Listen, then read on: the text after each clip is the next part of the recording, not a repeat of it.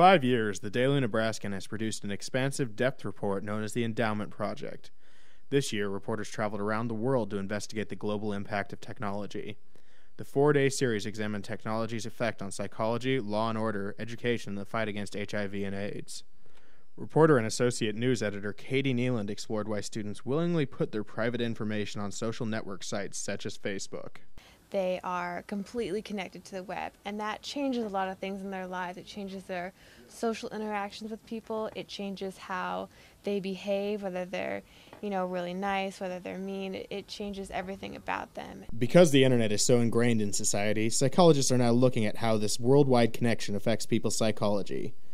The issue is an overarching theme of the project and thus the first part in the series. I think looking at the psychology first is important because that's how we think and that's how we need to approach it.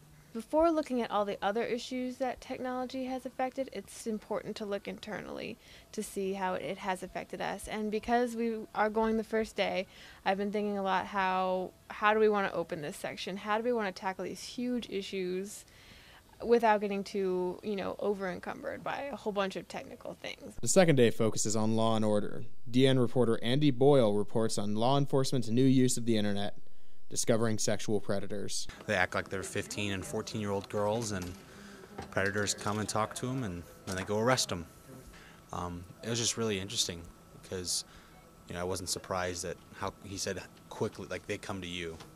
Like he doesn't have to go after them, but they decide, I'm going to talk to this person sounds like they're a young girl. I'm going to talk to them. As part of her section on law and order, reporter Laura Chapman went to Washington, D.C., both to look at the ongoing net neutrality debate and to see how technology has impacted political awareness. All of our lives have been changed by technology, but people don't often think about things that have been part of our country since the starting and the way laws are made. I think that what we're doing is critical for our generation because technology is so much a part of our lives. The Recording Industry Association of America has targeted 61 UNL students for illegal downloading of copyrighted songs. Reporters Wade Larson and Chris Rosacker reported on the events. We started out our story writing about piracy in general. I think it would have been lame, but with all the UNL stuff, the RAA came in and did. We completely changed the focus of our story. I think it worked out. We got to talk to a lot of people, and it became an issue on campus. It opened up avenues for us. Administrators were more than willing to talk about it, especially because it was such it did help. Yeah, because it was such a big issue. The third day of the project will be spent discussing how technology has impacted education. One team went down to Mexico to see how technology has affected the school systems there. I kind of went down to Mexico with Chris Van Cat, who's a photographer, and Meredith Grunke, who's another reporter. I talked to a bunch of education officials in Mexico and school teachers, some 5th grade teachers, some 6th grade teachers, and I talked to a bunch of students about a federal education program. Some schools in Mexico have experimented with a system called Encyclomedia, which puts the whiteboard into a computer interface. It has met with varying degrees of success. On the final day of the project, we will release a report from one of the places where the effects of technology haven't reached as expansively, Zambia. Part of our mission was to at least go out there and write a few pieces that would accomplish the task of bringing that story home to people who may not understand it or may not know a lot about it or may not want to know a lot about it. We met Monica Chue there, and finding out that she had passed away 4 days after I'd taken her photograph. This seemed just more real because I had talked to her, had shook her hand and everything. We're there, but we seem so helpless.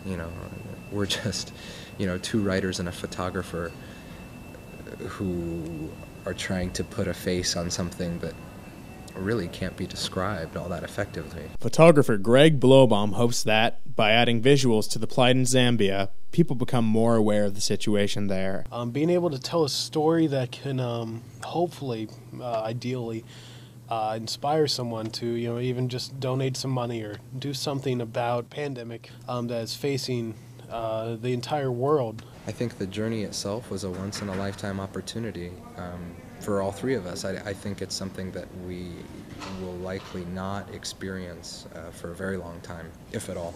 The project was conceived early in the fall semester of 2006, and work began almost immediately. It was at this time that destinations were decided and teams of reporters made.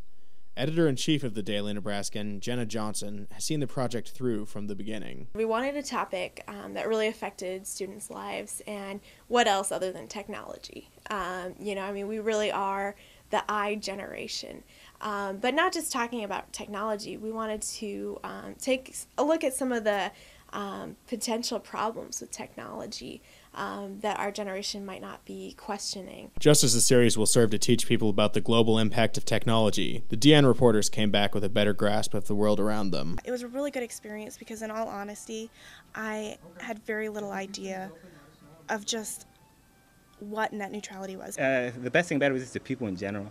They were so outgoing. They could tell we were foreigners, so they always wanted to help us out, and they kind of wanted to do everything they could to make sure we had a good time down there. The project will, in the end, serve as a springboard for talk on the impact of technology and should add perspective beyond just the UNL community. There's some pretty explosive stories that we've written, really things that we haven't seen anywhere else, and asking questions that other reporters haven't been asking, and we really hope people learn a lot from that. I think that there are some really talented people working on this project, and I can't even imagine how it's going to turn out at this point in time. We've been talking about it since school started, and now school's almost over, and I can't believe school's almost over, let alone the fact that these articles are running next week. One of the people I interviewed said that technology is our generation. And then another guy I interviewed talked about how the internet is a microcosm for our generation. So I think because we're doing this, because Time, magazine said we were the man of the year or whatever, because all this stuff is happening, it's really important for us to take a look at this. Thus is the story of our investigation of technology, utilizing technology to deliver it to the global audience. To check out the articles as well as photos, video, and staff blogs, visit dndepth.unl.edu.